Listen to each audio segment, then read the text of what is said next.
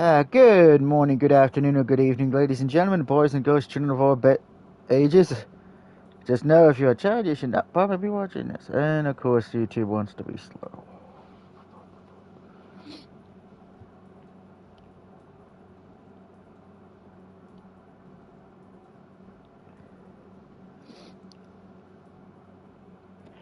Good morning, everyone. It's time to get back to the Mermaid. So let's continue, shall we? It is different with Jesse, though. He might have brought Skylar back home without telling me, and that hurts. But maybe he didn't know how much that hurt me. Jesse is a kind person, and I'm sure he would never, ever want to cause me pain on purpose. He isn't like Megan. Maybe I'll find myself thinking if I tell him that I don't like Skylar, and I want to spend time with him alone, he will understand and he will ask her to go home. He is my brother, he has to understand, stepbrother, but yeah. This is what I would like to believe, but I think it'd be nice if you got a chance to talk a little more with Skylar too, Jesse says. She knows how much you mean to me, and she wants to get to know you better. My arms tighten around my knees. Jesse can see how upset I am, but he doesn't really care about me. He is still thinking about Skylar. I don't want to get to know Skylar better, I say sharply.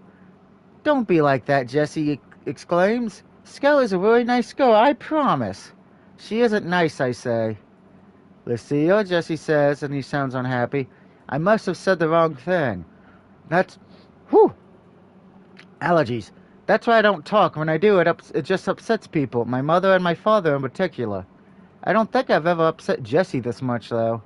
How can you say Skylar isn't nice, he asks. You barely know her. I already told you I don't want to get to know her. Look, Lil, I know you're shy, but that's no way to treat my girlfriend. I want her to like you just as much as I like you. But how can she if you refuse to talk to her, Jessie says. I don't want to talk to her, I say. Can't you at least make an effort? Skylar's worried she might have said something to upset you. You were glaring at her all throughout dinner. I wasn't glaring, I said, even though I was. My stomach hurt. I thought that would have been it, Jessie said. I know you're not a bad girl, you're quiet, so it's easy to misunderstand you. But you never wish ill on anybody else. I bury my head against my knees. My short dark hair tickles my cheeks. If Jesse truly believes that, he doesn't know me nearly as well as I thought he did. Lil, please, can't you come down? I don't want to make Skylar uncomfortable, Jesse says. I don't care how she feels. I thought you were worried about me, I replied. Please try to understand. Skylar's my girlfriend. I wanted to feel welcome by my family, including you. You're important to me, Lil. Not as important as Skylar, I say quietly. Don't be like this. You can be stubborn sometimes, Jesse says, and he sighs. Try to look at it from Skylar's perspective. Why should I look at anything from Skylar's perspective when nobody's trying to look at it from mine? I thought you came back home because you missed me, I say quietly, directing my words down to my knees. I don't look at Jesse. Being in Jesse's company used to make me feel happy, like I was walking in the clouds. Now it makes me feel heavy, like I've swallowed a stone and I'm sinking to the bottom of the ocean. I did miss you, Jesse said, but I want to introduce you to Skylar, too. I thought you loved me, I said to my knees. I do love you, but you love Skylar more. I love her in a different way, Dozy. She's my girlfriend. You're my sister. I bet that's why you went so long without calling me, I say to my knees. You were busy having fun with Skylar, weren't you? I was having fun with Skylar, yes, but I don't see why that should be an issue. Don't you want me to be happy? I do want you to be happy, I say, and this time I say it to Jesse and not my niece. I want you to be happy, but I don't want you to be happy with Skylar. If you really did want me to be happy, Jesse says, then you try to get along with Skylar. That would make me happy. And what about me? I say, don't you want me to be happy? Of course I do. That's why I want you to come downstairs. It's not healthy for you always hiding in your room. You need to make more friends. You sound like Mrs. K. Miss K is right. You should listen to her more. You used to tell me I was fine the way I was, I said quietly. Lil, Jesse says, pinching the bridge of his nose between his fingers. I like you and I know you're a nice girl, no matter how standoffish you seem. But Skylar doesn't know that. I want her to see the Lil that I know. Jesse is sitting with me and looking at me, but I know he isn't really seeing me. He's only seeing Skylar. She has been in our house less than a day, and she already has erased my place in my brother's heart. Compared to Skylar and her red hair and her red lips, I am dab and pale and dull and uninteresting. I am stupid. Stupid, stupid, stupid. Okay, Randy Orton.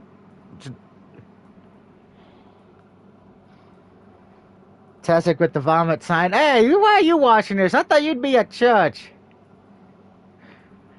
So what about it, Jesse says. Do you want to come downstairs and talk to Skylar? No, I say. Lil, please, Jesse says, his face contorts, and for a few minutes I worry he might slap me. He doesn't, though. Jesse is too kind for that. Let's go and see, alright? You need to apologize at least, Jesse says. Don't start till 10. Ah. So what, are you watching this in the parking lot or at home? Why should I apologize for making her feel uncomfortable when she has broken my heart? Lil, Jesse says again, aren't you coming down? Skylar, too. And what if I don't come down, I ask? Then I'll be very disappointed, Jesse says. That hurts. I'm disappointed in Jesse, but I don't want him to be. Skylar will be so pleased. I'm sure you'll love her after spending a bit of time with her. He is wrong. I won't love her. I only know that I hate her. Take a drink of my Kool-Aid.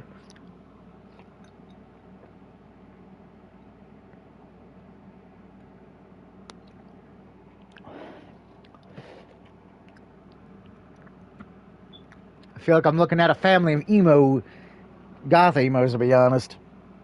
I go downstairs just like my brother asked. I have to apologize to Skylar, which I don't want to because I would rather stab her than tell her that I'm sorry. What do I have to be sorry for? She's the one who barged into my house without asking and placed an enchantment on my brother. And this was a fairy story. She would be the Wicked Witch, and she would fall off a cliff. Sally, life is not like a fairy story, and Skylar does not fall off a cliff. Instead, she smiles sweetly with her red lips, the color of a poisonous jungle frog, and says, "Oh, that's all right. I imagine you were just shy. It can be scary meeting new people, can't it?" I'm not scared of you, and I'm not shy. I just didn't feel like talking to you, I say, because that is the truth. But Jesse doesn't seem to like this answer. Jesse pats the top of my head. He used to do this in the past to cheer me up, but his fingers rake through my hair so hard it hurts. Just ignore Lucille, Jesse says. She's a funny girl, but she doesn't mean any harm by the things she says. Just ignore Lucille. That's not the first time I've heard that today, and I doubt it will be the last. I spent a very long, painful, boring 2 hours and 34 minutes. I know because I was watching the clock on the wall, sitting in the living room with my dad, Jesse, and Skylar, and my mother. Dad, Skylar, and Jesse talk to each other, but no one seems to notice my mother and I exist. Sometimes Skylar asks me a few questions, but I don't feel very much like talking, and I don't think anybody cares what I have to say. Let's not fuss about Lucille. I see her every day, Dad says. I want to know about you, Skylar. That's why Jesse brought you back here, isn't it? But I want to get to know all of Jesse's family, Skylar says. Lucille hardly talks to anybody, Dad says, which doesn't seem very fair, because he never usually talks to me either. Speaking to her is like trying to get blood from a stone. And then Dad laughs, like he just said something funny and not insulting. I am not a stone. I may not talk much, and I've heard people call me cold, but I'm still a human being with thoughts and hopes and feelings. Yes, Raven from Teen Titans. Yes, we know. I am not a lump of emotional rock, but sometimes I wish I was. Again, we know you're Raven from the Teen Titans. At least Mom looks just as awkward as I am. She can't sit in her overstuffed armchair by the window, and she keeps swifting. Every once in a while, she gets to her feet, stretching and asking if we want cups of tea. Or coffee, if you prefer, Skylar. And biscuits or crisp or peanuts.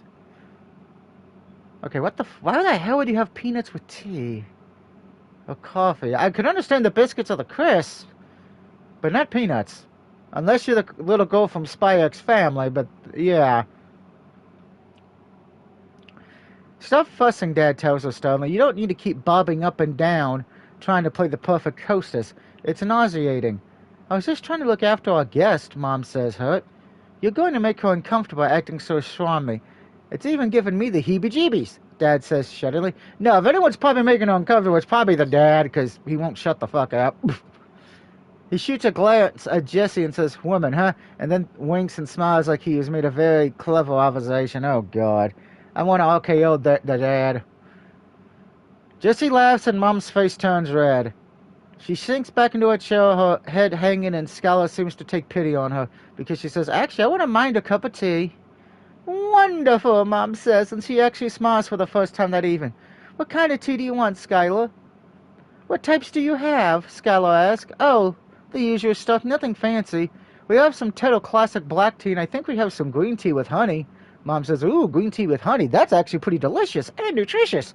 And then when you got the green tea with the honey, after it's done, you put a little bit of Jack Daniels in, and then it tastes good, particularly if you got the apple flavor of Jack Daniels. I know somebody's like, "It's too early to talk about alcohol." Hey, it's 5 o'clock somewhere. "Green tea with honey sounds nice," Skylar says. "You like green tea too," Mom says. "That's one of my favorite blends." And he says it's too full, though. He prefers plain black coffee without milk. "He's a braver man than me," Skylar says, laughing. "I can only stomach coffee if it's as diluted as possible." "I'm the same," my mother says, nodding her head. "We have more in common than I thought." I glare at my mother crossly.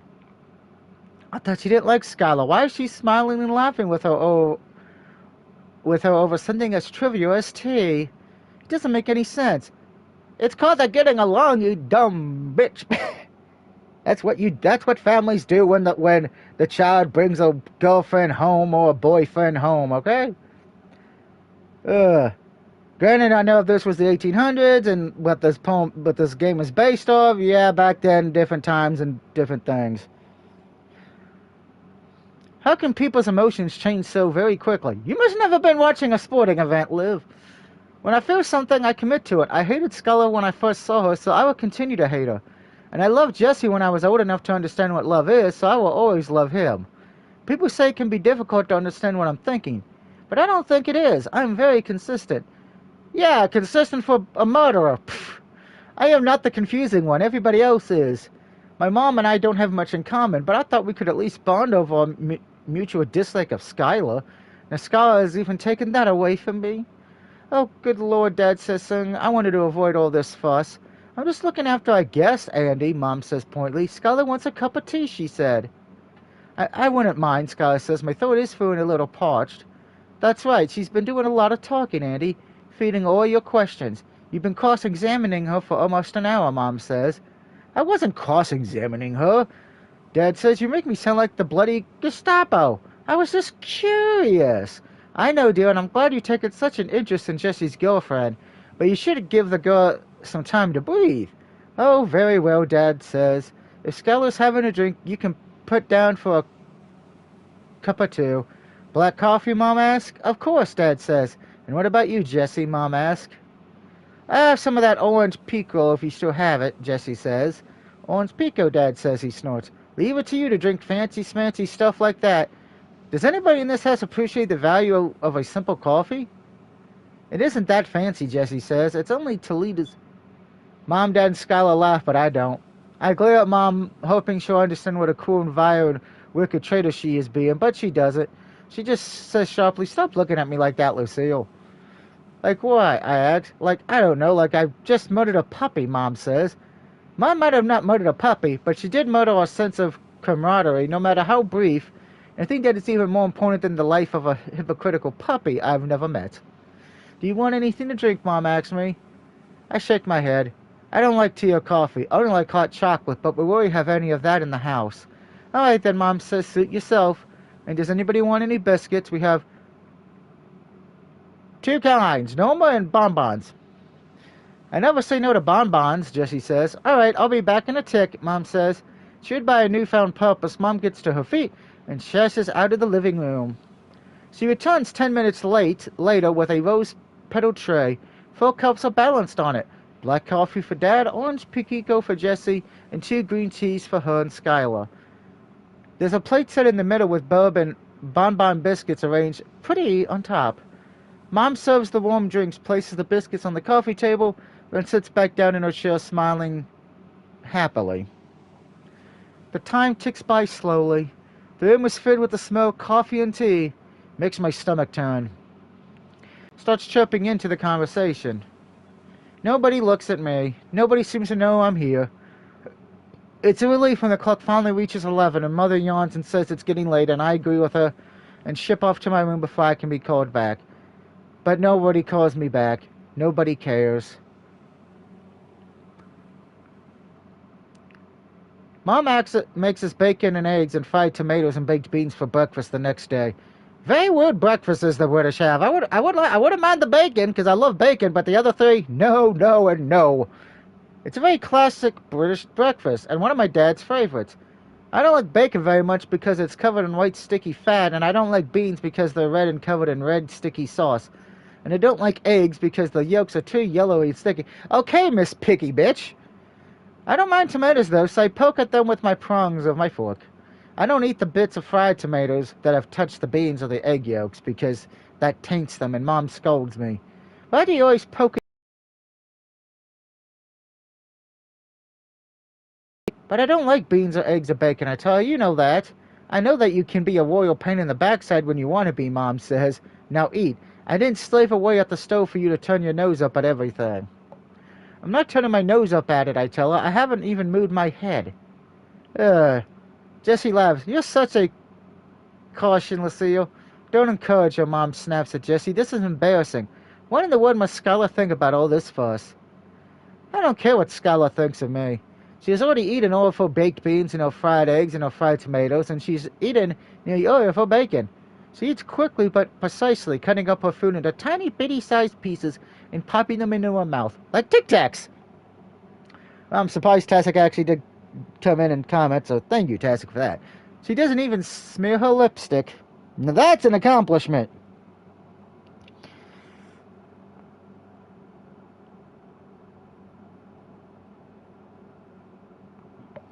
By the way, it is supposed to storm later today, so I don't know if I'll get to tonight's stream or not.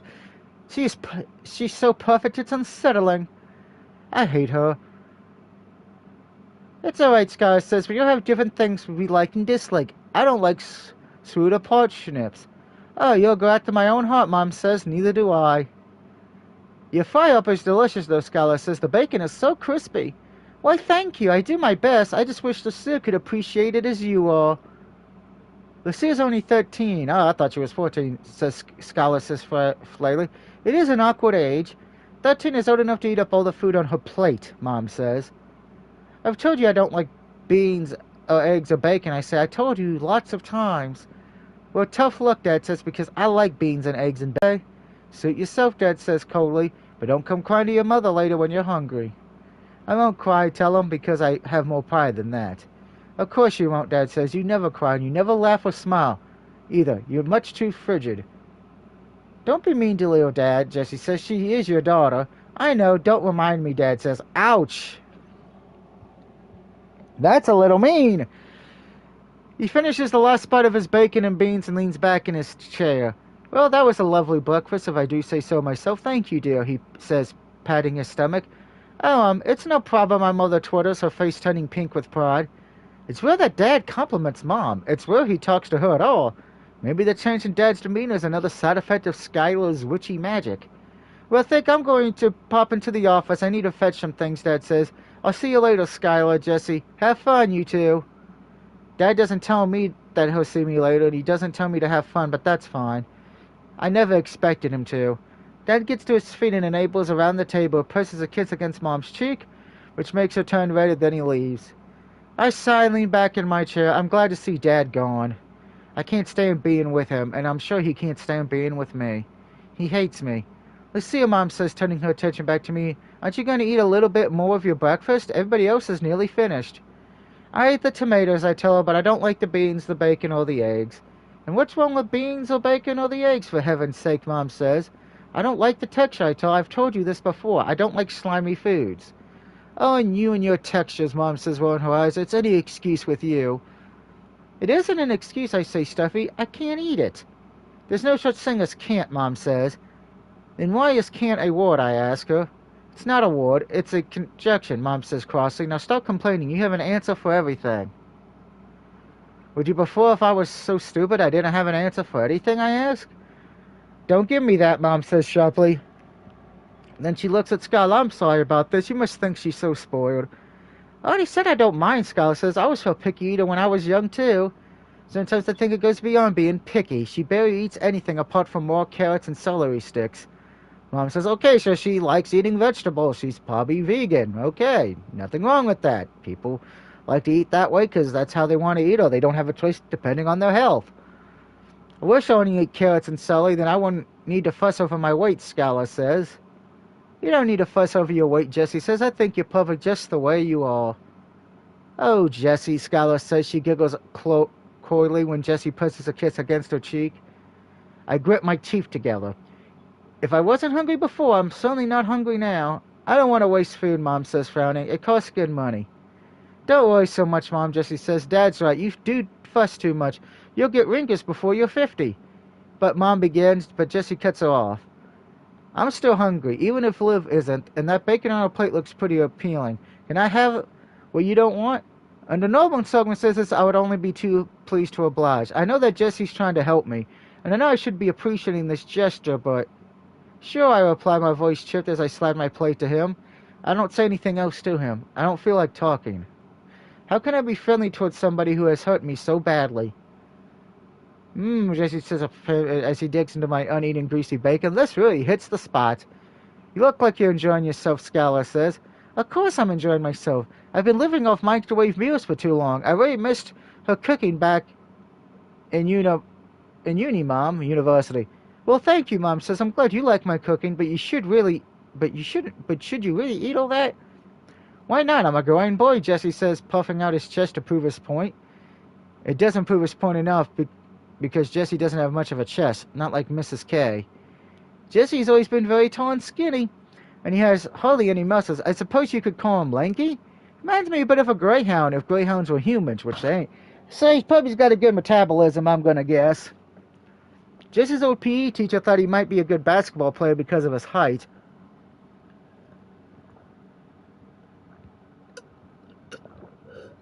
Kool-Aid. Jesse's old PE teacher thought he might be a good basketball player because of his height. But he soon changed his mind after he learned how athletic and inclined Jesse is. Which is to say, not at all. Well, you've always been skinny, Mom says. I don't think there's any danger of you getting fat, Jesse says. But I don't think you should baby Lucia like this. What do you mean, Jesse asks after swallowing a mouthful of baked beans. I made this food for her. She should at least try to eat it. But she always turns her nose up at my meals, like she's too good for them. I want to tell Mom that I don't reject food because I think I'm too good for it. That's a stupid saying anyway, because who thinks they're too good to eat? We need to eat to live. I'm not stupid. It's not my fault I don't like most foods. I don't like texture, sticky, slimy foods. Make me want to tear my tongue out. I've tried to explain this to Mom before, but she doesn't want to listen. She says I'm just being picky. That's why I stopped trying to explain things to her. I want her to grow up, Mem says. She's 13, not 3. She needs to start acting her age. She's still a kid, Mom. Don't be so hard on her. Let her be a kid for a little while longer. Won't you? Being an adult's pretty tough, as I'm beginning to learn. I suppose you're right, Mom says, and she sighs. Mom looks at me, so do Jesse and Skylar. I don't know what they're looking at me. I don't want them to look at me. I want to be left alone. Jesse and Sky decide to go for a walk after breakfast. I don't really want to go for a walk with them, but Jesse insists. Come on, Lucille. It'd be fun, he says. It won't be fun, I say. Zennor is tiny, and I've seen everything there is to see. But Skylar hasn't, Jesse says. I'm very interested, Skylar says. You should be our tour guide, Lucille. I'm sure this is lovely old village has a lot of stories. I don't know any stories, I say, turning my nose up in the air. Lil, Jesse says, and he says, can't you be a bit more cooperative? It's all right, Jesse, Skylar says. I haven't been here a full day yet. It's not surprising she's still uncomfortable around me. And that's precisely why we need to spend more time together, Jesse says. Now come on, Lil, get your shoes on. I don't like the commanding way Jesse talks to me. He sounds like, oh, eerily like Dad. The thought makes my skin crawl. I think I should stay and help Mom wash the dishes, I say. Oh, maybe I should help too, Skylar says. Poof. Jesse waves one hand closely. It's the first day of school holidays, Liv. You can afford to relax a little. You don't really want to stay inside and clean dishes, do you? I look at the floor flooding with the sleeves of my shirt. Jesse is right. I thought I could trust Mom, but she smiled and laughed and chatted with Skylar's last night like they were best friends. She betrayed me. Are you sure you don't want any help, Skylar? Asked my mother. We can postpone our walk for a while if you want. Mom usually complains when she has to do housework on her own. Dad never helps, so I often have to, though I don't like washing the dishes because I don't like getting wet. I do it without complaining, though, because I used to feel sorry for my mother, doing so much work without being rewarded. I don't feel sorry for her anymore, though. I don't want to help her, and I don't think she wants any help either. Oh, no, don't mind me. Go and have fun, she says. Jessie's right. It would be boring to sit in here with me. I'll take care of this on my own. It wouldn't be bored. I wouldn't be bored, Sky says. I have 2 younger brothers myself, so I'm used to helping around the house. That's kind of you, Mom says, but it's alright. You're a guest, Skylar. You didn't need to come here to clean my kitchen. You came here to spend time with Jessie. I came to spend time with Jessie at the university. I can spend time with Jessie at the university. I want to get to know his family, too. What a sweet girl you are, my mother says. Jessie really is lucky to have met you. I know, Jessie says, squeezing Skylar's hand. I tell myself that every day. Oh, you, Skylar says. You really don't need to worry, though, Mom says. We have lots of chances to chat later. Now you two should run along. That's right, Skylar says. It's a lovely, clear day. If we go over to the cliffs, we should be able to see for miles around. Yes, that's a good idea. Go to the cliffs. It really is pretty, even if it's quite cold this time of year, my mother says. Is this where Lucille gets the idea to try to push her off a cliff? I don't know why Mom is calling Zolan's cliffs pretty. She really goes out for walks herself. She prefers driving to walking and hates getting her shoes dirty. People never say what they really think. Is it any wonder I struggle so much? Well, that's the problem. You say what you think too much. Sometimes, as a wise college person told me once, sometimes it is good to say what you're truly thinking. Other times it's best not to, so you don't say something you regret later. So Skylar, Jessie, and I go on a walk through Zennor. It's not fun like Jessie said it would be. It is cold and sad and boring. It's just another one of those Jessie's broken promises. It is the 22nd of December, and it's a cold day. A chill wind is blowing in from the sea, so I shiver. The sky up ahead is steely and blue, and the clouds are very, very gray. I don't mind the gloomy sky, though, because it matches my mood. With every single footstep, I feel more and more miserable. Jessie and Skylar walk ahead, talking to one another cheerfully. They are so happy it looks like they are surrounded by their own little bubble, completely impervious to how cold it is. I am on the outside of the bubble looking in, like a cat staring at a goldfish inside a bowl. This is how I always feel when it comes to social interactions. It feels like everybody else was born knowing what to do and what to say at all times, but I'll never know what that appropriate response is or what people are expecting from me, so I keep my mouth shut. It is easier to be quiet than risk offending or upsetting anybody, which is what usually happens whenever I try to talk. I watch the other girls at school chatting about TV shows and boy bands, makeup, and all sorts of things I don't care about. I think their conversations are pointless and stupid, but they always look like they're enjoying themselves. They smile and laugh, and I say nothing. Sometimes I feel like an alien. Sometimes I think I'm the only normal human, and it's everybody else that is an alien. Other people speak in a strange language that sounds like English, but I can't understand it. I know what all the individual words mean, but they don't come together properly inside my head. It is horribly frustrating. I used to be able to understand Jessie, but even he has turned his back on me. Now he only cares about Skylar. They walk together complainingly with their fingers linked together, and they talk in a soft, muffled whisper that doesn't carry on the cold breeze. I can't hear them, and I can't understand them. I can't understand anything. Every once in a while, Jessie or Skylar remember that I am here, trudging along behind them, and they ask me if I'm alright. What's wrong, Liv? Jessie asks. Why ain't you smiling? I don't feel like smiling, I say. Alright then, Jessie says with a shrug of her shoulders. Suit yourself, but it seems like a waste. It's such a nice day. It's cold and windy and my hair's getting messy, I tell him. Your hair is always messy, Lil, Jess says, and he laughs and ruffles the top of my head. I used to like it when Jessie touched me, and he was the only person that didn't mind being so close. Now his touch stings. I know, even though he is touching me, he would rather be touching Skylar. Her soft, smooth skin has tainted Jessie's fingers. I can smell her perfume on him, and when he touches me, it's like she is touching me by proxy, and I cannot stand it. It makes me want to scream.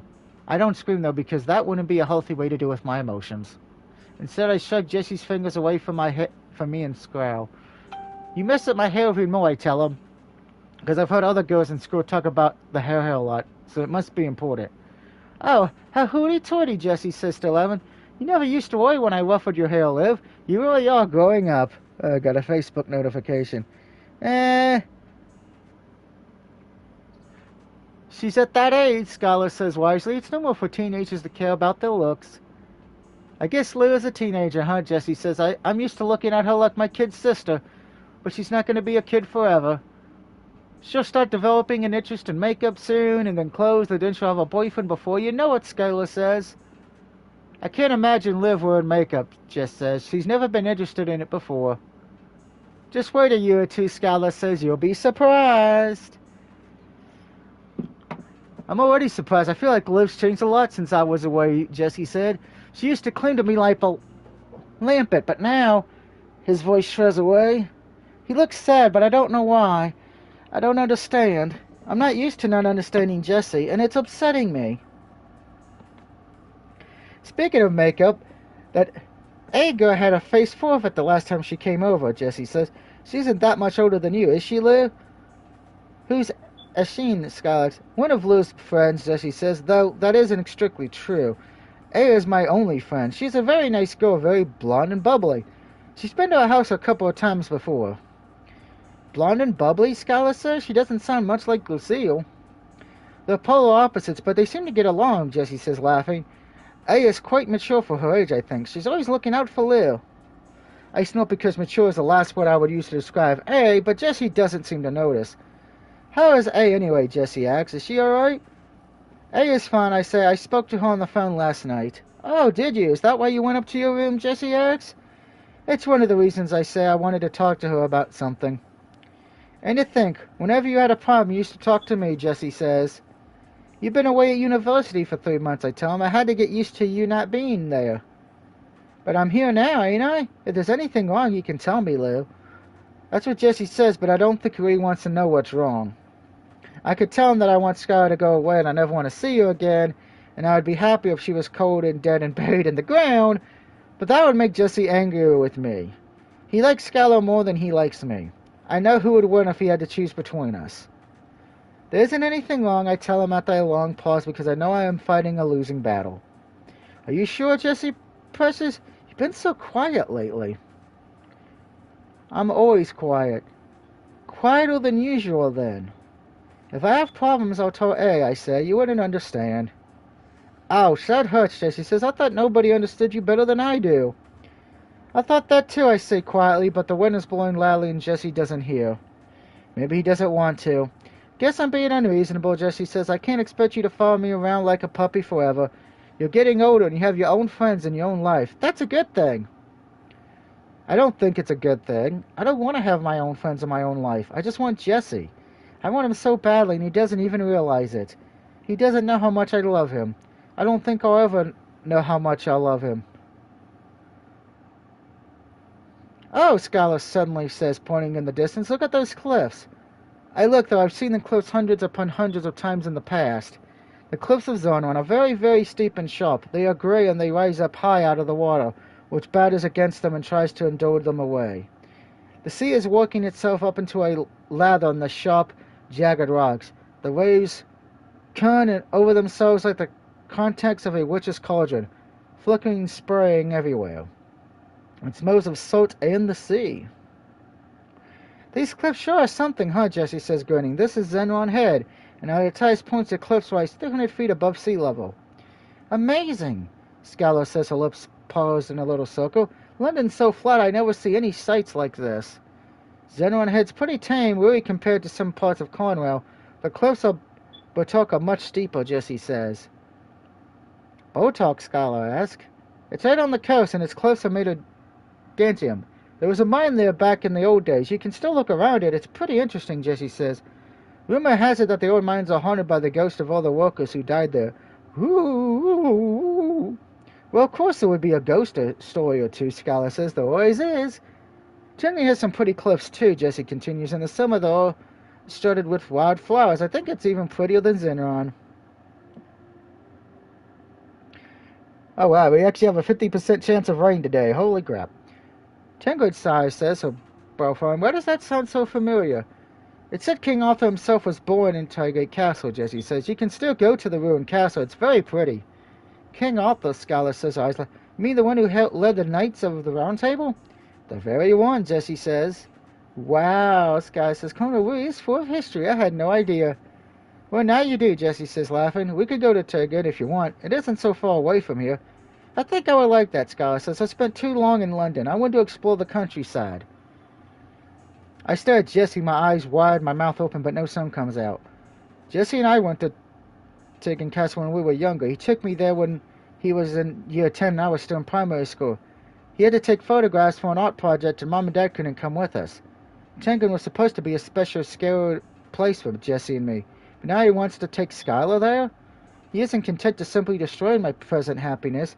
He also wants to go into the past and taint my most precious memories. Has he not done enough to hurt me? Does he not care how I feel? Well, if you say something, you dumbass. Then we'll do just that, Jesse says. I want to make sure your trip here is as fun as possible. But I've already had a lot of fun, Jesse. After all, I'm with you. Skylar, Jesse says, quietly looking in her eyes. Jesse, Skylar says, looking in his eyes. Oh, is this love that I'm feeling? They've completely forgotten about me. It's almost like I'm not here at all. The wind catches Skylar's long red hair, so it flutters behind her like a copper curtain. But she doesn't pause to brush her hair out of her eyes. She continues to look at him. Then he looked at her, and then she looked at him. Then he looked at her, and then she looked at him. Because they're trapped in the drive-thru. Her eyes are very big and smoky. Her eyelashes are unnaturally long, and they are linted with a sweep of black eyeliner. Ah, yep. They're gonna make out on the cliff and probably roll over and die. Jesse brings his fingers beneath Skylar's chin and tips her head upwards. Their lips pressed together, Skylar's cheery red lips starting to consume Jesse's. They're kissing. I've never seen Jesse kiss anybody before, other than me or my mother, but he only ever kisses us on the cheek. This is very different to that. It looks like a scene from a Hollywood movie. A scene a plain girl like me has no right to intrude upon. At first I thought Skylar was the intruder, forcing her way into my life and stirring my brother from me. But now as I stand at Zennor Head, the waves breaking against the rocks below, I have to wonder whether I am the intruder. Am I getting in the way of my brother and Skylar? Would everybody be happy if I disappeared? Nobody at school would miss me. I don't have any friends other than A, and I don't think she really likes me. She likes me for my brother. And I'm unnecessary and extensions. I am my father's second child, the unwanted child. I am Jesse's half-sister, and without him I feel like half of a person. What is the point of being alive when the one person I love no longer loves me? I'm really happy I met you, Skylar says, Jesse breaking the kiss. I'm glad I met you too, Jesse, Skylar says, resting her head on his shoulder. I look at them from afar and find my eyes narrowed. This is all wrong. Why should I have to die? Haven't I suffered enough already? I was here first, and I love Jesse first, and I'm not going to give him up to her. I won't let her steal my place. I hate her. I hate her, I hate her, I hate her, and I need to get rid of her. When she dies, the spell will be broken, and Jesse will come to his senses. He realized he was cursed by a wicked witch, and then he will apologize to me for being led astray by her charms, and he will embrace me and kiss me and promise to love me forever and ever. I'll make sure Skylar never, ever, ever comes between me and Jesse ever again. But how?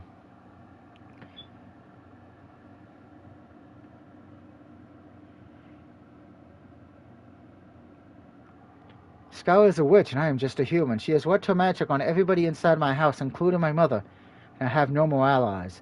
I have to get rid of her on my own. How do witches and fairy tales meet their ends? In Snow White, the wicked witch was made to be put on red hot shoes, which made her dance and dance and dance until she died. That is technically the original ending. I don't think I could find any red hot shoes. If I tried to heat Seeker's black boots up in the oven, they would probably melt, and then Mom would shout at me. I need to do something else, something more practical. Something like... These cliffs are very steep, Skylar says, her voice says, soft and crooning. I'm starting to feel a little lightheaded. Aha! I'm sorry, we can go back if you want. I'm done enjoying the view, Jesse says. Is that all right, Skylar asks? Of course. I'd do anything for you, Jesse says, kissing the top of her head. Then he turns to me. Are you finished, Liv, or do you want to stay out here a bit longer? Scar and I are going to go back. I don't reply. I stare out over the cliffs at the water which ponds against the rocks 300 feet below. I think I have come up with an idea. Yep, she's going to push her over the cliff. Dinner tonight is fish pie of broccoli and carrots. What the that sounds disgusting. Particularly the carrots, because if I eat a carrot, I'll die. I don't like my mother's fish pie very much because there's a lot of fish and not very much pie. The fish is covered in a white creamy sauce and everything is slimy. And I don't like slimy foods because they make me feel like I'm eating frog spray. I pick at the fish pie trying to pluck out the firm bits of salmon and the common shade bronze, but I can't even eat this because they're covered in the sticky white sauce. I'll leave the pie and instead focus on the vegetables. Most of the carrots and the broccoli haven't touched the pie, thankfully, so I can eat those without worrying about the smooth, weird texture. Oh, for God's sake, my mother says when she sees me picking at my food. Why are you always like this, Lucille? I don't like slimy food, I tell her. You should know that. My fish pie isn't slimy. Mom says it's creamy. Is there a difference, I ask? Of course there's a difference, Mom says crossly. I put a lot of butter in it, and some expensive seafood, too. It's luxurious. You should count yourself lucky if I make nice food for you every day. This instead of fast food rubbish. I don't tell my mother that I would prefer the fast food rubbish. I have been to McDonald's in St. Elves with A few times before. I don't really like McDonald's because it's noisy and crowded, and the tables and chairs are sticky, too. And they clumped napkins and crushed pots of sauce everywhere, which makes me shudder. I don't mind the food, though. The chicken nuggets are nice and crispy, and so are the fries. They're not slimy, like my mother's food. I like how everything at McDonald's comes separated into different containers. The chicken nuggets are in their own cardboard box, and so are the fries, so I don't need to worry about my food touching. McDonald's is very convenient. I feel like we're dealing with a female Sheldon Cooper. I just wish it wasn't so loud. I don't tell my mom that I like McDonald's more than her fish pie because I think it would upset her. I can't bring myself to eat her food either, though, so I continue to toy with it. Even if the dinner tonight wasn't fish pie, which it is, I don't think I'd be able to eat much. I'm too busy thinking about my plan. Can I really go through with it? I don't know. I got into a lot of trouble when I started Megan in the hand with a compass in math class, and her bear even scratched her. She got a puncture in her hand and she bled a bit, but that was all. I can't afford to be so lax when it comes to Skylar. Yeah, think it's safe to say Liv has some psychological issues. I have no choice. What is it, Lucille? Suddenly, Skylar suddenly asks, is there something on my face? I shake my head. Oh, thank goodness. I was starting to get worried, Skylar says, and she laughs. Stop looking at Skylar like that, Lucille, Dad says. She's not exhibit at the zoo. You make the poor girl feel uncomfortable. Well, I am from the city, Skylar says. It might seem strange, Lucille. You don't need to make excuses for her, Dad says. Everybody knows Lucille's the strange one here.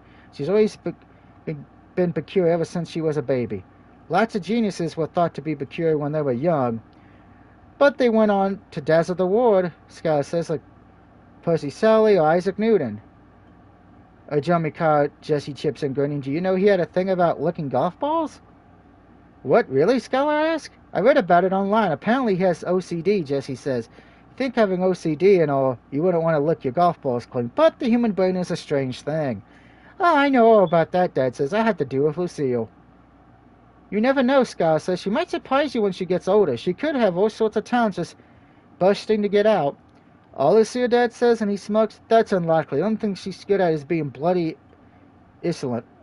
Now, that's not strictly true, Jesse says. Liz has lots of skills. She's very imaginative and she's good at drawing. Isn't that like Liv? I believe it when I see it, Dad says. She's never shown me any of her drawings. You'd be surprised. She's got good at it, really, Jesse says. Better than me, anyway. Well, you can't even draw a straight line, Skylar says, digging Jesse in the ribs, and he laughs. Yeah, you don't need to tell me. I know I'm not gifted with the pen or paper. Lou is, though. What does she draw? Skylar acts as though I'm not sitting at the dinner table with her and I cannot answer by myself. The guy, Skylar asks. That's right. She draws a lot of cute girls in her sketchbook, and she did a few pictures of me, too. She made me look even more handsome than I really am. How lovely, Skylar says. I have a few cousins who are into that manga stuff. It's like cartoons, isn't it? Japanese cartoons, yeah. Liv likes that kind of thing. I wonder, Skylar looks at me smiling. Why don't you show me your pictures, Liv? I'm curious. Now, Skylar has started to use the nickname Jessie coined for me, like she has any right. It's almost like she wants to be friends with me. What, duh! Well, I don't want to be friends with her. She was already enchanted 3/4 of my family, and I refuse to fall for her fake kindness. If she really was as nice as she is pretending, she wouldn't have stolen Jessie from me. I look at the hateful witch staring at me from across the table wearing the skin of an ordinary girl, and sorrowfully, I'd rather not. Oh, why not? Scarlet says, I really love to see your artwork, Liv. You wouldn't, I tell her. My drawings ain't that good. I'm sure they're better than mine. I can't draw for toffee. I don't want to show you. You laugh at me. I wouldn't laugh, Sky says. I don't want to make fun of you. I'm interested in you. Can't you tell? I wish she wasn't. I wish she would go away. If she keeps acting this nice to me, I might start to reconsider my plan, and then I will never be able to get rid of her. This must be one of her tricks. She's trying to cast her magic on me, so I will forgive her. But I never will. I am too clever for her. Nobody's interested in me. You're a liar, I say very quietly, so Skylar can't hear me. I wish everybody would leave me alone. Leave me alone, leave me alone, leave me alone. Come on, Lucia. Everybody has finished, Mom says. Why don't you hurry up and eat? Just ignore her, Dad says carelessly. She's looking for attention. That's what she wants. But Dad is wrong. I don't want attention, least of all from him or Mom. I'd be perfectly content if they left me alone and never ever spoke to me again. I only care about Jessie. All right, fine. Go hungry, see if I care, my mother says. Which I think is strange because she's obviously that she does care.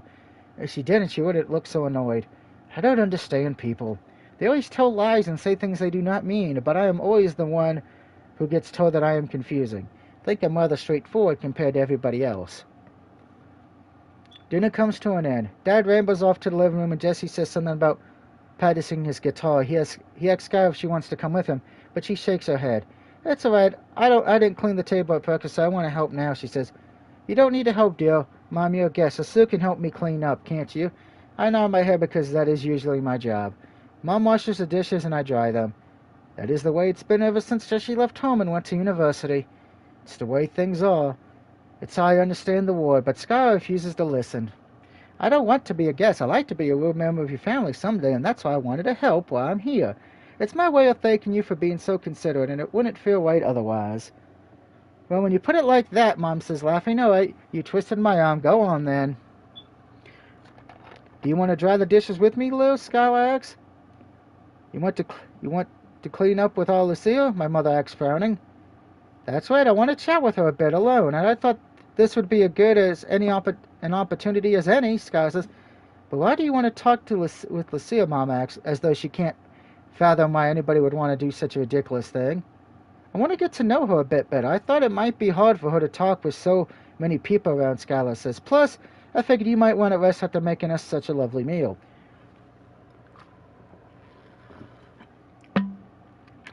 I do feel rather tired, my mother says. That's very thoughtful of you, dear. Don't mention it. I think I might just take you up on the offer. Just don't expect her to get too much out of Miss Grumpy here. She barely even speaks to me, and I'm her mother. I won't be pushy, Liv. Can open up to me when she wants. If she doesn't, that's alright too. One of my cousins is very shy, so it's nothing new for me. Alright then, Mom says, but she looks doubtful. Don't cause Skylar any mischief, alright, Lucille? Mom leaves the kitchen, closing the door behind her with a thud. She doesn't ask me if I want to wash the dishes with Skylar, which I don't. I don't want to be alone with her. I can't stand her. If my plan has any chance of succeeding, though, I need to get used to being alone with Skylar. This might be the perfect opportunity to put everything in motion. Skylar washes the dishes while I dry them. My dishcloth squeaks against the ceramic, and bubbles of washing up liquid hang in the air. While I work, I turn my plan over in my head. I've had some doubts during the day, but my resolve hardens with each passing second. I can't let this strange girl with her red hair and her red lips dominate my life any longer. I don't want her to be a part of my family. I want my family to go back to the way it used to be. I am sick of seeing her at the dinner table. I am sick of my parents fussing over her, and I am sick of Jessie smiling at her and kissing her cheek and making her blush. I am so sick I feel like I might throw up what little dinner I was able to eat into the sink, where the soapy dishes and plates and pans are sitting. Skylar doesn't belong in Zennor. She doesn't belong in my ward. My ward was comprised of only two people, Jessie and me. It was a pretty pleasant bubble, sweet and fragrant like washing up liquid bubbles dancing in the kitchen. I didn't need any other people in my ward.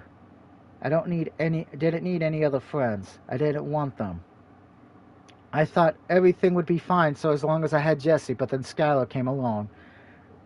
She burst my happy bubble. And now Jessie doesn't care about me anymore. So how can I care about myself? My head hurts, so does my heart. I just want this to be over with. I just want... What's wrong, Lil?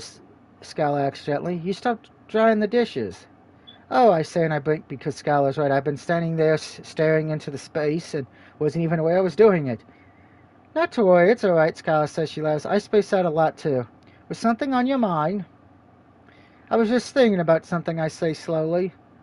And what's that? Skylar asks. I thought, I say, and then looked down at my feet, biting my lip.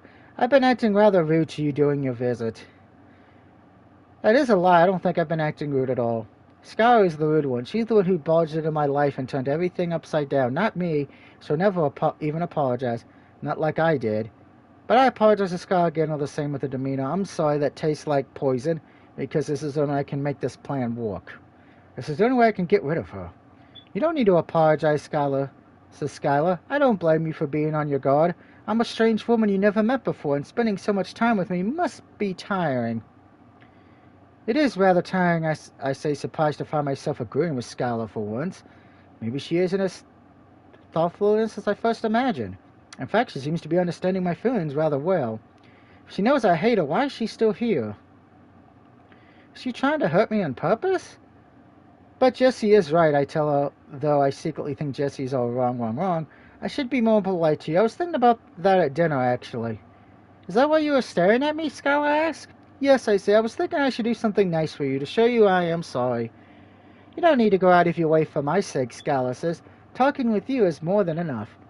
But actions speak louder than words. That's what Dad always tells me. Well, how about this? Why don't you show me your sketchbook? I'm very, very interested in seeing your drawings. My sketchbook isn't very special. I could do something more exciting. Like what? What? Are you going to draw a picture of me? No, I say. I shake my head. I thought I could take you on a walk to Zennor Head and I could tell you a story. Zennor Head, Skylar repeats. But we already went there today and it's getting dark outside.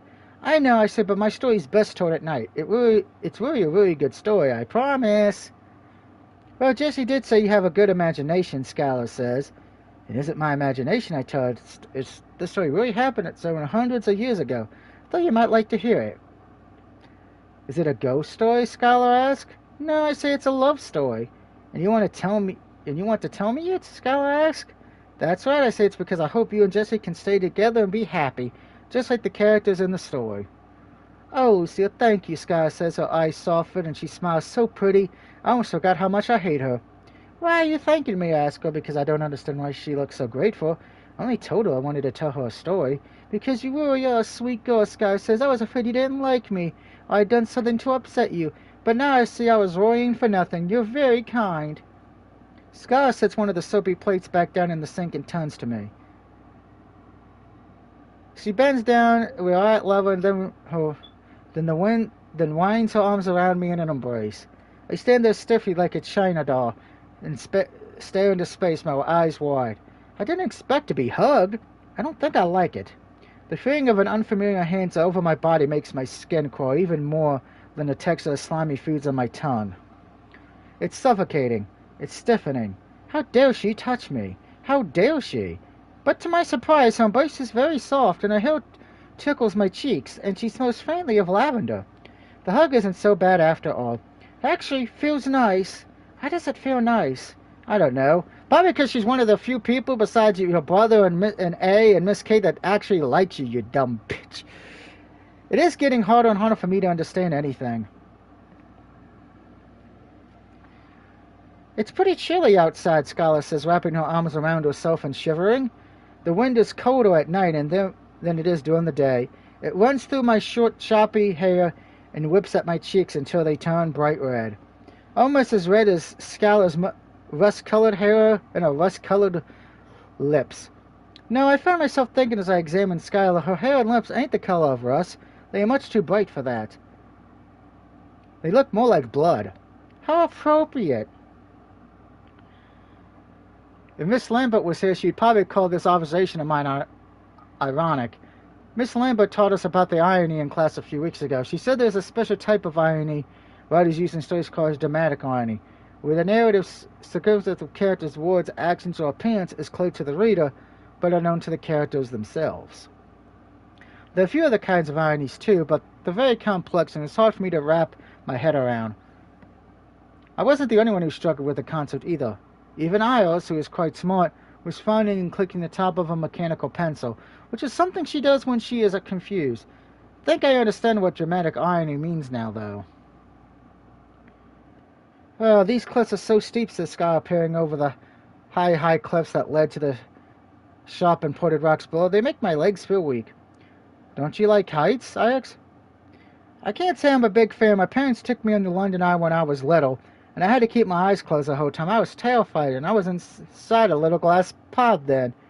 Is the London Eye thing that big wheel thing that spins around? That's right. Have you ever been on it? I've never been to London, I tell you. I've just seen photographs online. It didn't look like it was that scary. Well, I was only 6 at the time, Scholar says, and I was a huge crybaby. I'm not quite as scared of heights now, though. But you still don't like them, I say. No, I don't, Scholar says. That's a shame, I say inside. We need to be a bit closer to the edge of the cliff so I can tell my story. I think we're plenty close enough as it is, aren't we? No, I say, shaking my head. We need to go right to the edge so we can see all the sea below, all the stretch out like a picnic blanket. A picnic blanket, huh? She replies. We do have a way with words, Lucille. I like writing stories, I tell Skylar. You really are creative, Skylar says. I can't believe you can draw and write. I can't do either. Life isn't fair. Maybe you can't draw or write, but you're much prettier than I am. Well, thank you, Skylar says, but there's more to life than looks. People say that, but they don't mean it. Some of the girls at my school tease me because I look ugly. And that's very bad of them. You're not ugly in the slightest. You have a sweetheart-shaped face and lovely blue eyes. My hair is short and ratty, my nose is too big, and my eyebrows are the wrong shape, and I'm too skinny and pale. And who's been telling you all that rubbish? Izzy, Phoebe, Lucy, and Megan. Mostly Megan. Those names sound familiar. I think your brother mentioned to me. He said those girls give you a lot of grief. They do, I say, but I try to ignore them. That's the best way to go about it. I'm sure they're just jealous because you're so smart and creative, Skylar says. I don't think they're jealous, I say, looking down at the ground. I wouldn't be jealous of me. That's because you're looking too closely at yourself. It's easy to see your imperfections if you stare at them. Nobody else is looking that hard, I promise, Skylar says, resting a hand on my shoulder. I don't like the feeling of a hand on my shoulder. It is too heavy and it makes me feel uncomfortable. The stars look like they are arranged in the sky haphazardly, without any order, but I know that isn't true. The stars all have fixed positions, and you can pick out certain shapes in them depending on which part of the world you live in. I like that. I don't like disorder, which is why I dislike McDonald's in the school cafeteria. But I do find it satisfying when something that looks disorderly is actually very neat and precise. All the stars and the planets have their own place in the night sky. I wish I had my own place too. I thought I did, but Skylar took it. I don't know why I'm telling Skylar so much about myself. I don't want her reassurances on her sympathy, and I certainly don't want her pity. Why did I tell her so much about my life? Maybe it's because it's been such a long time since I felt like I could talk to anybody, and I'm tired of being alone. I pretend that I don't care that all my classmates make fun of me, but I am only human. Even if my dad says I am cold as a rock, it still hurts. It is a hurt that I try to push deep down inside, but when it is late and I'm laying awake in my bed at night sometimes, I think about how very alone I am in the world, and it makes me sad. There's no reason for me to tell Skylar that, though. I'd rather be talking to Jessie, but I can't because Skylar is here and she has taken him away from me. That is why I have to get rid of her. I have to, now before I change my mind. We need to get closer to the edge of the cliff, I say decisively. I shrug Skylar's head off my shoulder, which feels warm and comforting, and walk forwards. I can hear the sea breaking against the jagged rocks below. The wind tugs at my hair and stings my cheeks scarletly. Leo, Skylar calls after me, her voice carried on the canoe breeze. Are you sure it's safe to stand over there? It'll be fine. I know these cliffs right too. I used to walk these here with Jesse a lot in the past. That was when Jesse was still lived at home, and he still loved me, and I was the only girl in his life. The only one he cared about. But the wind's so strong tonight, I don't want you getting blown off the edge, Skylar says. I might be small, but I am not that small, I tell her. I'll be fine. I don't know, Skylar says. I feel terrible if you fell. What in the world would I tell your brother or your parents? Don't worry so much, I told Sky, using the voice Dad always does when Mom is being particularly neurotic. I can't help but worry, Sky says. I have two little brothers, and I'm supposed to be the adult. You're not the adult now, I tell her. I am, and I will tell you a story if you come and stand next to me. Well, all right, Sky says and says, but I had to keep a hold on to you so you don't slip. I won't, I tell her. I would hope not, Skylar says. I examine her. Is Skylar actually worried about me, or is this one of her witchy tricks? Maybe she is trying to cast a spell on me like she did with my brother. I can feel my hatred for her beginning to waver the longer I stay in here, but I can't let myself fall for her charms. I don't want Skylar to worry about me. She should be more worried about herself. Skylar takes a few steps forward. She stands by my side on the edge of the cliff, looking out at the dark night sky and the dark night sea. The moon is round, but not perfectly full and half hidden by clouds. When I look down, I can see the moon reflected in the ocean water, which ripples 300 feet beneath us and breaks on the rocks into white foam. The sky and the sea are both so very blue, and it feels like I could take one step off the edge of the cliff and fly, weightless like Wendy Darling, into Neverland. Wow, you were right, Skylar says, exhaling the salty air. The sea really does look pretty from here. I told you so, I say. I should have believed you, Skylar says. It doesn't seem like many people believe you, Lucille. What do you mean, I ask. Your parents are always picking on you. That doesn't seem to be a picture of any of your accomplishments, Skylar says. I know it isn't right of me to criticize them since I'm a guest and all, but I did feel sorry for you. You don't need to be sorry for me. I'm used to it. But that's even worse. I can't imagine being belittled by my own family like that. Well, my dad never really wanted me. I'm his second child from his second marriage. He never really loved my mother as much as Jessie's mother, and he's never loved me as much as he loves Jessie. Did he tell you that? Skylar asked. He doesn't tell me anything. Most of the time he ignores me. That's all I know. You don't ignore people if you care about them. How horrible, Skylar says quietly. I thought your dad seemed like a nice man, but I can't stand the way he treats you. Most people treat me like that, I say. You poor thing, Skylar says, shaking her head. Well, would you like me to talk to him? Maybe he'll listen to me if he won't listen to you. You can try, I say, then I swallow because Skylar won't be able to try if I go through my plan. She's acting nice to me as though she cares, like Jessie used to in the past, or A or Miss K, but she doesn't seem to understand that she's the one who's making me miserable. I'm used to Dad ignoring me, and I have accepted that. I cannot accept this woman taking away the one thing I love more than anything else, then acting so nice about it. Why does she have to be kind to me? Why does she have to pretend that she cares? Nobody else cares, not even Jessie, so why should she? Lyra, you alright? Skylar asks me softly. I'm fine, I say. Why? You were staring into nothing again and you were shaking. I don't want you coming down with a cold. Maybe we should go back home. Home, she says, as though my home is her home now, and my family is hers. How presumptuous. She already has a home, with a loving mother and father and two little brothers who adore her. She has much more than I do, but that is not enough for her. She wants to take my older brother from me, and he's the only person in this horrible world who loves me. Jessie was my ward. Skylar has invaded my ward. She is stealing everything from me. That is why I need to steal everything from her. We can't go home yet. I still haven't told you my story. Oh, yes, your story, Skylar says. What's it about? Mermaids, I tell her. Oh, Skylar says. That's right, I say. You may not know it, but mermaids used to live in the sea near Zennor. One of these mermaids was called Mermaid, and she was the daughter of King Lear, who was the ruler of the ocean. Yeah, kind of. This is when based on the thing. By the way, so I breathe in. I can taste salt in my tongue. I scoured the internet for information on the story when I was writing my essay for Miss Lambert. I looked at all sorts of websites.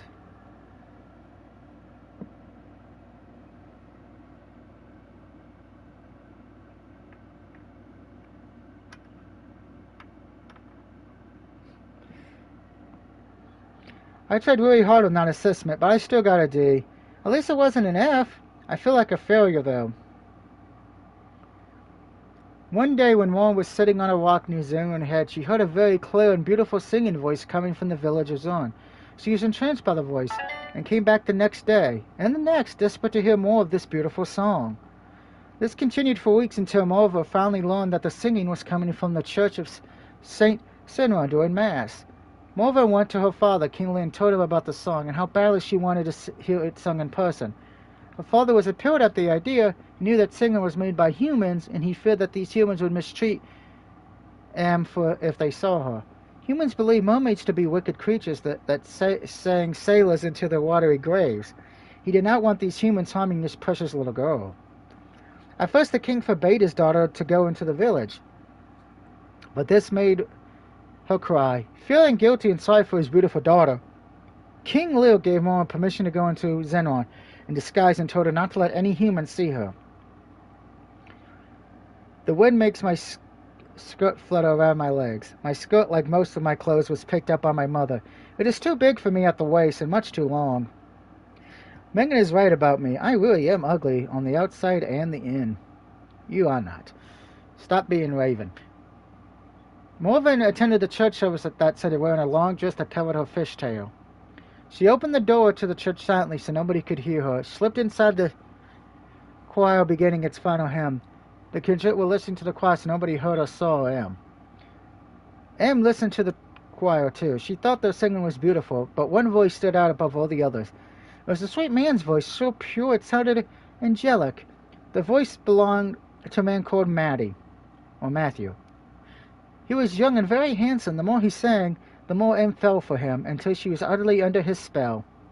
Em wished she could stay in the church and listen to Em singing, but she knew if she lingered she would be seen by other humans. She crept out of the church before the song could end and ran back to shore. She dove back into the water, which was cold and dark, but familiar and safe. She promised her father she would not go into the village of man any more. She did not keep her promise. The sound of the waves breaking against the rocks mingles with the cool breeze. The stars continue to shine above me, and relaxability fixed patterns that never change. If life could only be so simple. If only. Em tried to keep away from the church, but she couldn't. She kept thinking about Matthew, or Maddie, whatever you want to say, and so she slipped out of the water and put on her human disguise the following Sunday. She slipped through the old wooden doors quietly and stood in the shadows where nobody could see her, and slipped out again just as quietly so nobody knew she had ever been there. This continued for a year. Nobody saw Em and nobody spoke to her. She continued to watch Matthew from afar, in silence, her love for him growing stronger and stronger every time he sang. Em knew Maddie, whatever, would never return her feelings, but she didn't care. She loved him so much, she was happy to watch him from a distance. An unquiet romance was better than being rejected outright, and how could love between a mermaid and a man ever flourish? They were just too different. It was better than to keep her feelings to herself, that way she could never get hurt. At least, that's what Em thought until one night. The cold winds above me look gray and steely, like barbed wire. I wonder if it's going to rain. On this night, Em was so captivated by Matthew's singing that she forgot to leave the church before the last song ended. Maddie's voice, when he reached the final high note of the pitch, was so pure and beautiful that Em sang deeply in love and admiration, and this sigh was so very sweet and long that it caught Maddie's attention. Maddie looked up from his hymn book and saw Em at the back of the church. She was so beautiful with her pale skin and her fair hair that she took his breath away. Maddie was enchanted, but Em was terrified. Her father had told her she could not let any human see her, and she had already broken his trust by returning to Zennor so many times over the last year. Em tried to flee. She dashed towards the door, and even as Matthew called her after her to stop, she trod through the church grounds and almost made it to shore when she tripped on a long dress which hit her fishtail. She would have fallen to the ground, but she felt a pair of strong arms wrap around her waist, holding her steady. It was Matthew. My fingers twitch at my sides. They feel cold like they have been encased in ice. It's unusual for me to speak so much, and it's making my throat feel dry. Matthew had fallen in love with Em, who asked her who she was and where she had come from, and whether she would stay with him. Em could not answer any of these questions. She only cried because she was a mermaid, and she knew their love was impossible, even though she loved him. Em told Matthew this, but he was young and stubborn, and he resisted. "Doesn't matter to me what you are," Matthew told Em. "You and I might be different, but you are the most beautiful creature I have ever seen. I never want to be parted from you." "I'm happy to hear that, but the villagers will never accept our love," Em told Matthew tearfully. "If they see me, they will kill me." "Then I will have to live in the ocean with you," Maddie said. Em tried to make Maddie change his mind, but it was too late. Maddie scooped up her into his arms and ran her towards the shore. By this point, the contagion had caught up to them. They saw Em in Maddie's arms, and they saw her fishtail poking out from the hem of her dress, and they instantly knew what she was. They told Maddie the mermaids were wicked monsters that lured men to their deaths, and he could not go into the water because it would kill him. Then let it kill me, Em said. I don't care what happens to my body. All I care about is being with this woman, who I love, no matter what she may be. The congregation tried to stop Maddie, but he was too fast. He drove into the ocean, still holding Em, and then the two of them were gone. The people of Zennor never saw Maddie or Em ever again. I inhaled deeply, my fingers trembling at my sides. The tale of the Mermaid of Zennor is a long one, and putting it in my own words has tired me. I feel exhausted. And Skylar says after a long pause, what happened to Em and Maddie? Nobody knows, I say. That's where the story ends. But it can't end like that, she protests. I want to know if they had a happy ending. If this was a movie, there'd be a dramatic final kiss and then a whole wedding scene. Well, this isn't a movie, I say. This is an old folk story, and they don't always have happy endings. But Maddie and Em did stay together, didn't they? When I first read the story, I thought they stayed together for a long time until they turned gray, I say. But I'm not so sure now. Why aren't you so sure? What changed? Life, I said sadly, because it is true. I was foolish once, and I really did believe love could flourish between people destined thought to be kept apart. I thought Jessie would love me forever. I was wrong. Come on, little Sky says, you can't end the story like that. Tag on a happy epilogue at least. I can't do that, I say. I would like to believe they live together, but things ain't always that simple. Oh dear, you're so critical for your age, Skylar says sadly. I'm not critical, I'm just being practical. But aren't you too young to be so unflinchingly realistic? Skylar asks, can't you let yourself believe they had a happy ending? I would like to believe it, I say, but I know from experience that things don't always work out that way. Not for people who are different. Lil, Skylar says, and she rests her gentle hand on my shoulder. You might be a bit different, but you can have a happy ending too, you know. No, I say, and I can hear the roar of the waves echoing inside my eyes. You don't know. Don't try to act like you do. Well, maybe I don't know entirely, Skylar says, but I still want to help. I'm here for you. You're here for me, I ask? That's right, Skylar says. I stare down at the sharp-pointed rocks 30 feet beneath me. The waves break against them, curling up white foam like a witch's cauldron. I can feel my stomach turning too. My fingers clench into a fist. I never asked you to be here for me, I tell her. I never asked you to come here. I know that, Sky says. I thought it might come as a shock to you. I told Jesse he should have let you know about me in advance so he could prepare yourself, but Jesse didn't care, I say.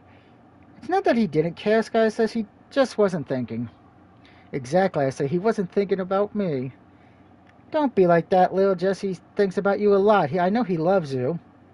Not as much as he loves you. That's different. I'm his girlfriend. I might not be his girlfriend forever, but you'll always be his sister, Liv. You'll always have a place in his heart. But I'm only here for the present, Skylar says. You'll always come first in his heart. That's what I thought too, I said quietly. The waves are still smashing against the sharp, jagged rocks. My eyes are roaring. There's so much noise. I want to drown it all out. You don't need to be jealous of me, Skylar says. I'm not going to steal Jesse from you, I promise. That is what she says, but she has already stolen him from me. Thinking about it logically, I should have expected this to happen. Skylar is pretty, and I am not. Skylar is kind, and I am not.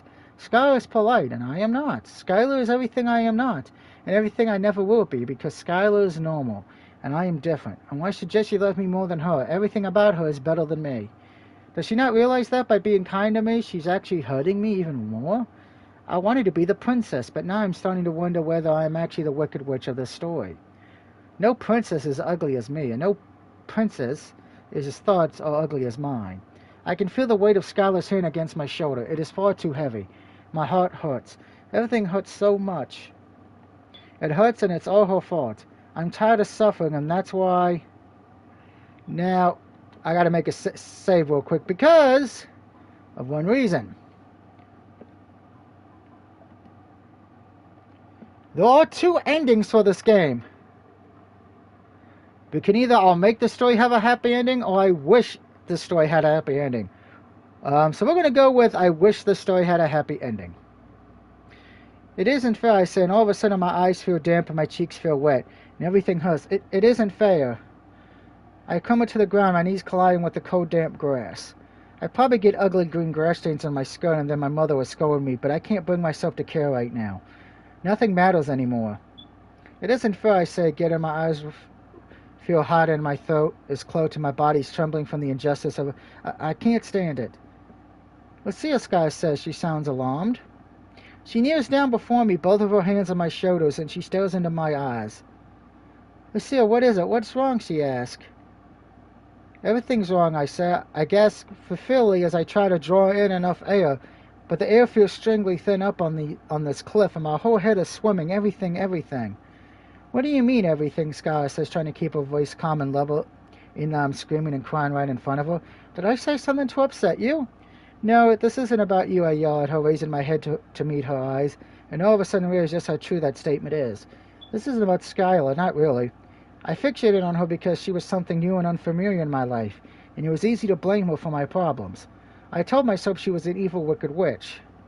I wanted so badly to believe that, but I'm 13 years old and I'm not a child, and I know fairy stories ain't really real, and there's no such things as happy endings. If I murdered Skylar because pushing off a cliff would be murder, then I'd go to prison and could ever love a murderer. That wouldn't help me at all. It would only make things worse. I wish I could make this story have a happy ending, but I'm only 13 years old and I don't have that sort of power. I can't make anything happen. I can only hope and pray, say I just wanted to be happy. I wanted to be loved and have people who love me, but that never seems to work. What do you mean? Skylar says, and she's kneeling next to me on the grass. She must be getting ugly green stains on her sick black trousers, but she doesn't seem to care. What doesn't work, Liv? Nothing works, I tell her fearfully, sniffing up the trail of snot back up my nose. I try to be good girl in school, but I still get bullied. Nobody gets in trouble when they're mean to me because I'm a problem child. And I started Megan in the hand with a compass in math class last year, and everybody thinks I deserved it. Oh, Liv, Sky says softly, and her eyes moist and gentle, and I'm talking so quickly she probably doesn't understand what I'm saying, but she doesn't try to interrupt me. She massages my shoulders with her fingers, which I should hate, but right now it doesn't feel so bad. And she says, you don't deserve that. Nobody deserves to be bullied. But people bully me anyway, I tell her. They do it because I am different, and they don't understand me. But they don't even try to understand me. They don't even want to understand me either. Neither do Mom and Dad. They say I'm a nuisance, and they always snap at me for things I can't help, or they pretend I don't exist because I'm a bother and it's easier for them if they ignore me. But it isn't easier for me. I can't imagine it would be, Skylar says. I can't imagine how you must be feeling at all, but that really does sound hard. It is hard, I say, choking on my tears, and though my heart hurts, it hurts a little less than it did. It is weird that people even acknowledge how things must be for me. My mother always talks about how difficult I make her life.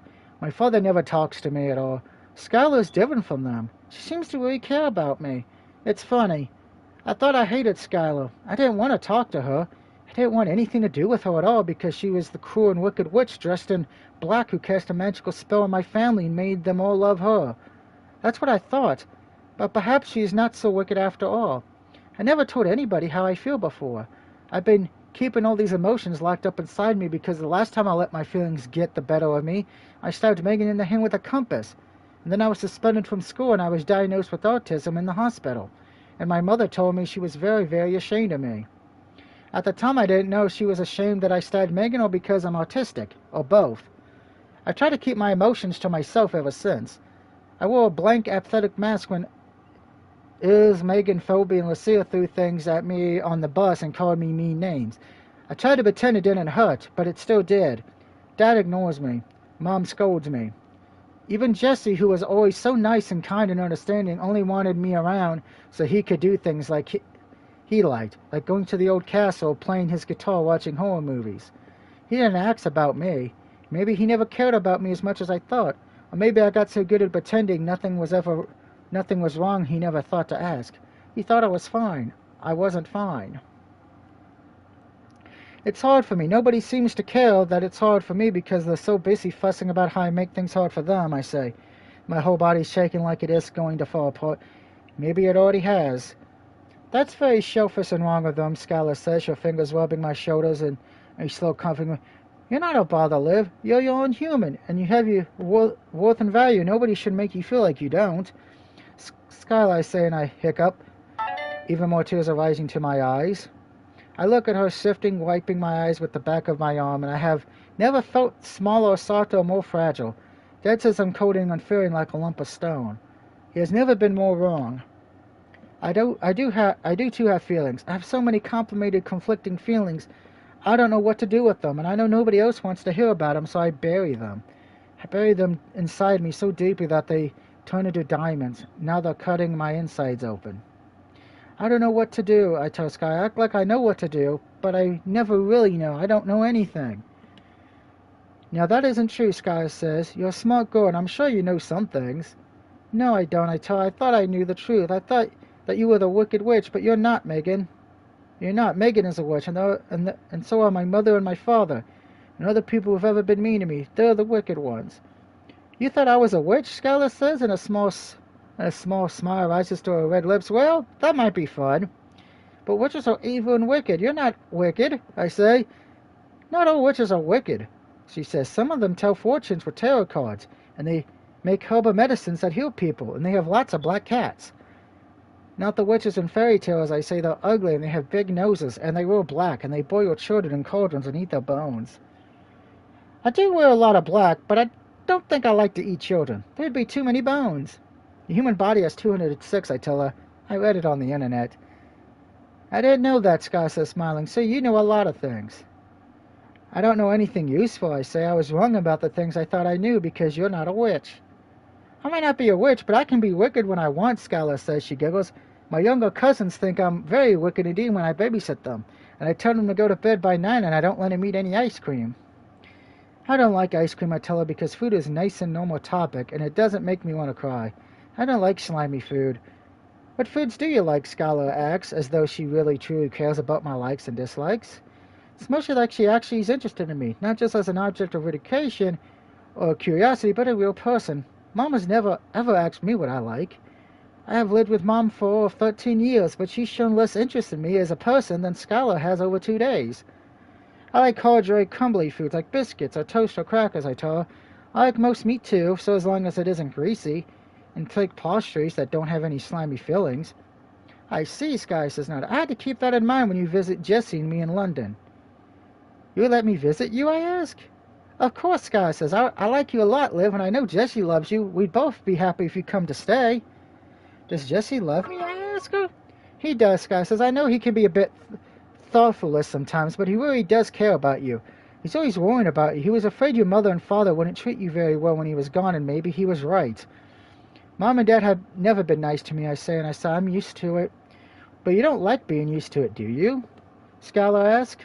I shake my head. Then I'll talk to them, Skylar says, following her expression. Say, Jessie and I will argue on your behalf. We won't let them mistreat you. They have never hit me, I tell her, because I don't want her to think my situation's more serious than it is, and if she scolds my parents, they might get angry at me for telling tales. It doesn't matter, Sky says. They don't need to hit you. They talk over you, and they ignore you, and they make you feel bad. That's just as horrible.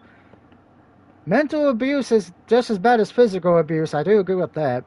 It has been horrible, I agree with her, my quiet voice now after my outburst. I know other people have it worse than I do, so I thought I should be quiet and ignore it. But there's a limit to how many things I can ignore, and it builds and builds and builds until... You feel like you're going to explode, Skylar asks. I nod. Well, I don't want to say I know how you feel because I don't. Skylar says, I've only known you for 2 days, and it would be presumptuous of me to think I understand everything. But I do know that I don't want you to be sad. You care about my happiness, I ask? That's right, Skylar says, and so does Jessie. We both care about you. I'm not used to people caring about me, I say, and the idea is so strange and foreign that it makes me frown. Well, you should get used to it because I'm going to do my best to cheer you up. You're such a pretty girl. It's a shame you frown so much. I don't have much to smile about, I tell her, and I'm not pretty. I think you're pretty, Skylar says. You're just saying that, I say. It isn't true. It is true to me, Skylar says. You have very lovely blue eyes and smooth skin, much smoother than mine when I was 13. And your hair is sleek and glossy. You almost remind me of a kitten. I'm not a kitten, I say, wrinkling my nose. I'm a human. That's right, Skylar says, you're a human with feelings, and I think your parents need to be reminded of that. Skylar, I say, and I blink at her with my blue eyes, which seem to be getting blurrier by the minute, and blush. What? She asks. I say, and then I pause. I frown. Jesse made me apologize to Scar yesterday, and though I didn't feel like apologizing, the apology was forced from me, and it tasted bitter on my unwilling tongue. I was determined to hate her back then, but I'm not anymore. I'm sorry, I say, and this time I really do mean it. I'm sorry that I hated you. I'm sorry that I was so mean to her. I'm sorry, I'm sorry, I'm sorry. I would apologize to her hundreds of times if that could wash away the unjust hatred I felt towards her, which almost resulted in me doing something wicked and vile I would never be able to take back. To my surprise, however, Skylar smiles. She rubbles my hair just like Jessie always used to. Her skin smells faintly of lavender. You don't need to apologize, she says. You didn't do anything wrong.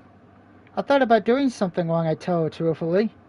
But you did it, and it's your actions that define who you are, not your thoughts, Skylar replies. I have a lot of wicked thoughts, I say. Sometimes it makes me wonder whether I'm really a witch. You're not a witch, and you're not wicked, Skylar says. You're only 13 years old. Many other people have been mean to you, and maybe you've been mean to them back, but that doesn't make you bad. I'm not sure, I say. It's normal to be unsure of yourself at your age, Skylar says. The doctor told me I wasn't normal, I tell her. You might process things differently from other people, but that isn't a bad thing. You're not bad, Skylar says. I don't think you are, at least. You deserve to be happy. I don't know if I can, though. Happiness seems so far away, I say, and I sigh heavily, because all of a sudden I feel so tired. Maybe it is, Skylar says, and you might face more obstacles than everybody else, but I hope you can make it in the end. I really, truly do. We got the trophy understanding. Skylar wraps her arms around me in a warm, gentle hug. My body tenses. I don't like being hugged. I don't like the sensation of unfamiliar fabric against my skin, and I don't like being in such close proximity to strangers. It makes me feel uncomfortable. At least it usually does. But Skylar is very soft, like lavender. When she hugs me, it makes me think of the things might not be too terrible after all. So yeah, we'll probably get the good ending at least, and I'll get the bad ending off screen. I have some doubts, but Skylar kept her word. We're sitting in the living room the next day when Skylar broaches the subject. She says she has something she wants to talk about, but first she asks for my permission, which is quite novel. Few people seem to care how I feel. I'll only talk about it if it's all right with you, Skylar says, looking at me. Do you mind, Lucille? I shrink in my own fingers, digging into my thighs. I'm not sure if I really do. After my conversation with Sky, I feel very uncertain and unsure of most everything. I am worried if Skylar talks to my parents, they'll be angry. They will be angry at me for telling tall tales, and they will be angry at Skylar for listening to me. My dad has a short temper. He might lash out at Skylar. He would shout at her and tell her to mind her own business, and then Jesse would be upset and he would shout at Dad, and then everybody would start shouting. They would all shout about, and I would sit there feeling small, stupid, and guilty. I don't want to make anybody angry. I don't think I am worth it. Sometimes I wish I could disappear. But if I do not tell anybody how I feel, they will never know. Then I will never be able to be happy. Perhaps it is better if Skylar tells my dad how I feel after all. She is better with words than I am, and she will probably be able to describe everything better than I could. My dad is scary, but Skylar doesn't seem to be afraid. She is very brave. Wish I could be like her. It's all right, I say after a very long pause. You can tell my parents what happened. What did happen? My dad asks, sitting up a bit straight on the sofa. What have you done now, Lucille? I haven't done anything, I say quietly, and my dad snorts. That's rubbish. You're always up to something, silking around the house like a bad smell, he says dismissively. She didn't do something to upset you, did she, Skylar? If she has, I'm terribly sorry, my mother says. I tried to raise her well, but she's so obtuse. She never listens. Sometimes I don't know why I bother, my dad says, and I wince. So does Skylar. Lucille didn't do anything to upset me, Skylar says, and though I wonder if she would still be saying that if she knew I had planned to kill her, she's the one who's upset.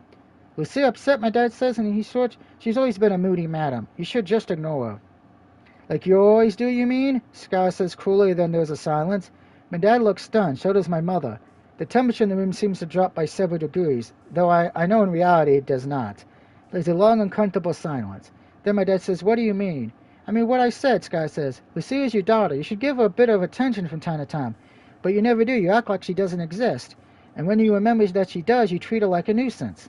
Sky narrows her eyes and she's breathing heavily and her shoulders are shaking. I've never seen her look more upset.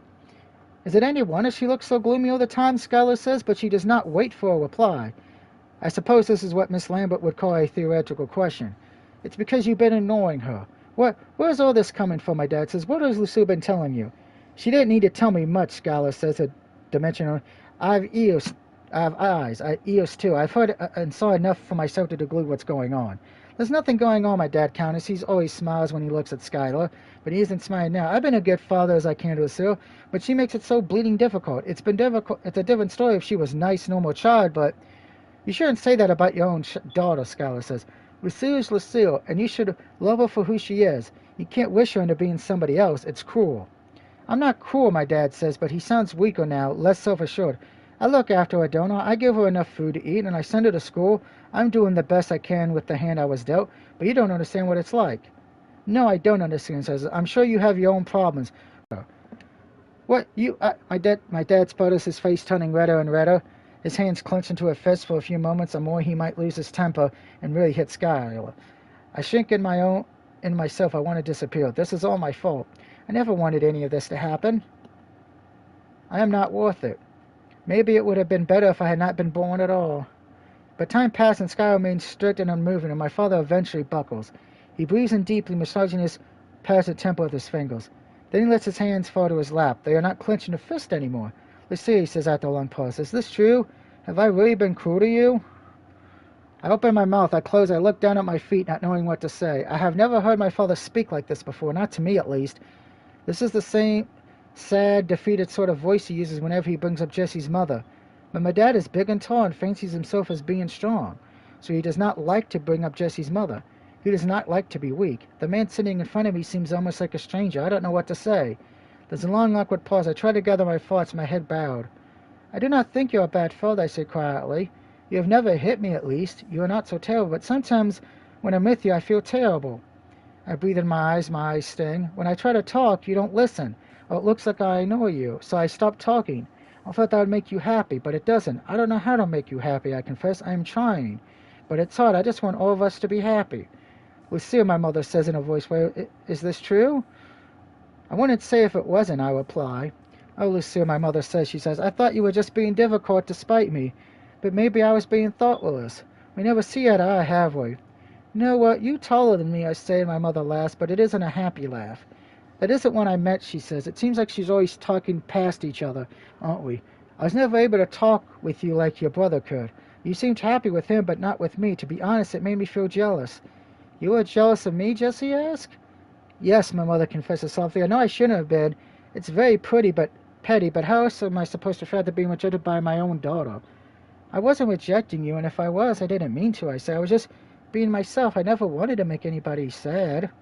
And I never wanted to make you sad either, so somehow it just all happened, my mother says. Well, now you know it has happened. Maybe you can make it not happen, I suggest, hopefully. I don't want us to fight. I don't want to fight either. Believe you and me, I don't. I hate living in such a desolated house, all of us sitting in separate rooms not talking. We're not like a real family. I've tried, my father says. God knows I've tried, but work has been so stressful. Everything's been mounting up. Maybe I was ignoring Lucille and you, Heather. I thought that was for the best, but maybe I was being unfair. My dad swallows. He looks between my mother and I, his expression usually gentle. I'm sorry, Lucille. I'm sorry to you too, Heather. Skylar's right. As much as I hate to admit it, I have been a bit of a louse, he admits. I never thought I would hear my own father apologize to me about anything. I think this might be the first time it has happened. It feels like a milestone, certainly. It is an achievement. I still do not think my dad will ever really grow to love me, and I do not know if I could ever love him. He has hurt me too much. Is it because of him that I exist, but I do not feel much closer to him than I would a stranger on the street? It might be too late for us already. But maybe my dad will learn to like me, or maybe even tolerate me, even if he cannot love me. I am not entirely convinced that things will get better, even with Skylar's help, but I will try to be optimistic for once in my life. That is all I can really do. I cling to this fog of hope during the rest of the Christmas holidays. I've never found it easy to be happy, but it comes more naturally when I am with Skylar. She is kind and gentle, and she seems to understand me like nobody else does. I wonder if it's because she, unlike all others, actually wants to understand me. I show her my drawings of my anime girls, and even though it's embarrassing, she compliments me so sincerely that I blush. We go and watch together during the day, her, Jessie, and me, and in the evenings we sit in the living room together and watch silly horror movies with the bad special effects that Jessie converts so much. Skylar tells me about living in London, her two brothers and her family dog. She tells me stories about her childhood and her school friends, and the teacher she disliked, and the handsome art teacher she had a crush on. I never had a crush on a teacher, I've only ever liked my brother. But when I see Jessie and Skylar together laughing, arms linked, I do not feel as angry as I did before. It still hurts, but it's a bearable kind of hurt. I do not feel like my chest is being split open, or my heart is being cracked in two, which is a good thing. Skylar giggles, embarrassed, and stories about her art teacher make me wonder whether I love Jessie at all. In the grand romantic way you read about in fairy tales, maybe I was mistaken about my feelings. Ah! She learned! Pfft. I never realized it till now, but there is more than one way to love somebody. There is romantic love, but there is family love, and also friendship love. These feelings are all called love, but they're not the same feeling. Is it any wonder I get so confused? How can other people distinguish between all these forms of love? There are too many to keep track of. I asked Skylar this, and she smiles and says, most people don't know. I suppose that's why relationships can be so messy sometimes. And people get divorced and couples stay together who seem to hate each other, like my dad and my mom. There's a lot for me to people, but I am not other people. Maybe some things will never come easy to me. It doesn't seem at all fair, but then again, the world isn't. I spent an almost happy Christmas with Jessie and Skylar and my mother and father. It's almost happy because Skylar is a talkative and cheerful, and she makes me an effort to include me in all the conversations. The food is good too, and for once my mother doesn't insist on dousing my turkey in roast potatoes and carrots and gravy. She actually listens to me. Well, she listens to Skylar, but Skylar listens to me, so I suppose that is more or less the same thing. Christmas is not completely happy because the atmosphere on the dinner table is a bit awkward, and my dad doesn't really speak to me, but that is nothing new. He almost never speaks to me. At least he doesn't shout. I feel sorry when I have to say goodbye to Jessie and Skylar, but I know it's not the end of the world. Jessie promises he will keep in contact, and so does Skylar. I worry that my parents will go back to the way that they were with the house empty again. Jesse's bed stripped and his covers folded away. My dad does become more distant, and my mother stops smiling so much, but I think they'll make it a bit of an effort. My dad at least tries to speak to me, though he doesn't know what to speak about, and my mother catches herself, though not literally, before she can scold me on several occasions.